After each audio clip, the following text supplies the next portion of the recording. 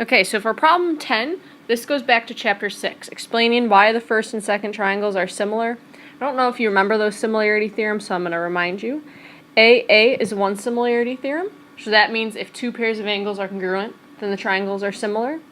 SSS is another similarity theorem, so that's where we showed that we had three pairs of sides that were proportional. And then we also looked at SAS. So this is where you had two pairs of sides that were proportional, and then the included angles were congruent. In this case, we have two pairs of congruent angles. We have the right angles, and then we have the other pair. So our triangles are similar by AA. Then we have to find the ratio of the areas. You have to remember for this one that the ratio of the sides squared is going to give you the ratio of the areas. Okay, so we're tempted to just pick our two sides, 10 and 21, and square them, and that's going to give us the ratio of the areas, right? Well, no, because you have to notice these two sides do not correspond. These are not the corresponding sides. So 10 corresponds to the other hypotenuse.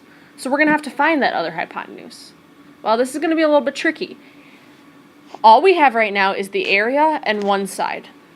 So what can we do with that? Well, let's write what we know. I know that the area of a triangle is 1/2 base times height. So I know that 294 is 1/2 of our base multiplied by the height of 21. Okay, so let's go with this for right now. We get 294 equals, now 1/2 times 21 is 10.5b. If I divide by 10.5, I get a base of 28. Okay, so that means this side right here is 28 meters. Now we need to ask ourselves, was that helpful? Well, 28 is not the side that corresponds with 10.